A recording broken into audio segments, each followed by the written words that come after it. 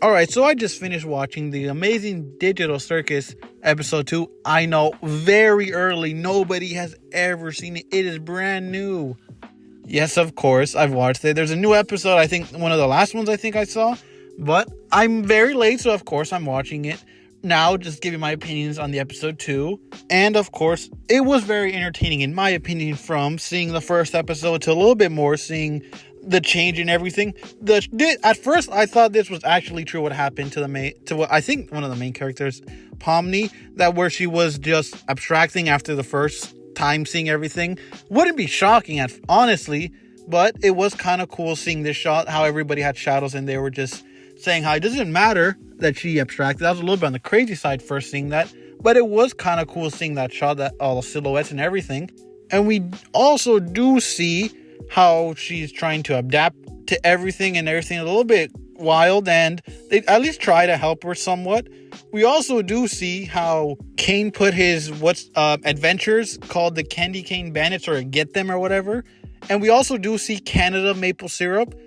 I also do want to know what Bubble said, because Bubble is sometimes very entertaining in its way that it says things. Don't know what it said. Do want to know a little bit about it, because don't know if they censored it. So of course he couldn't say it, but what was it that he couldn't say? I don't think this is meant to be a kid show, but I have seen a lot of kids watching it. Don't know why they've watched it, but they have. I've seen that a few times. Also, I do want to know what kind, is that an elephant or some other kind? Because I thought it was an elephant at first, but it was a little bit on the weird side, but we see that.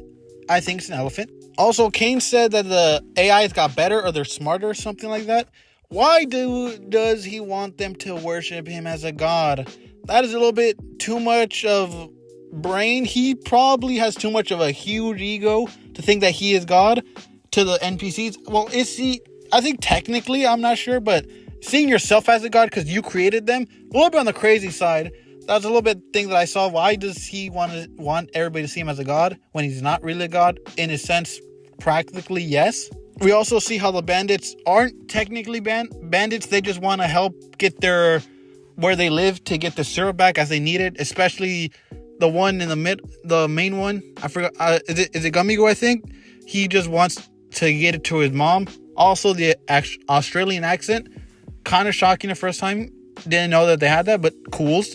Also, I do gotta say, Jax was very much just being an asshole to everybody, just saying whatever he wanted. It was basically like he did everything he wanted, and there was really no repercussions, really, except when they fall into that sludge because of his sayings to everything. He was just basically wanting everything in his own way, and was basically just having all the power and fun himself. I think the only one that he didn't really push around or anything was Kinger, I think. Also, I do want to know what was that figurine thing that Jax has, I think, information over Gangle. I don't know if I'm saying that right. Because my first thought was a jar. That was the first thing that came to mind because of the internet. A jar with a figurine. A little bit on the crazy side there. We also do see the brain just start, or his world just start to crumble. Gumigo, how he sees himself in just standing there as an NPC, really. I think anybody's brain would just go wild. If you see yourself and then you just see another one of yourself standing still and not moving at all, and you're just like, your whole world just is gone. As you see, you are replaceable. That was very interesting, the way that he interacts with everything, because it would be shocking to say that and see that personally. Anything you see yourself as something and then everything is not true. He even says it, I think he doesn't even remember his mom or is anything real. Yeah, that would basically break your whole existence, saying, what is the point of it, really? Yeah, because what else can you do, honestly? What can you do in that situation? You just gotta accept it and move on somewhere, or that would be difficult to move on, really.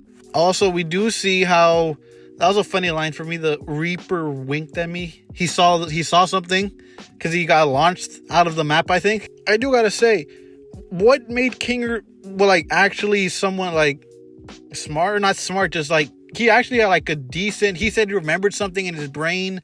Wasn't he, the one that completely lost his mind or something? So that was interesting, how he remembered something, even though technically isn't he the one that lost his mind, honestly. That was kind of interesting. I saw that he said he remembered, but what was the reasoning? That was a little bit, what made him do that? And then Jax just was mad that there was no big fight or anything. he just wants violence. I think he just wants to have action or something. If there's nothing like that, he doesn't really care.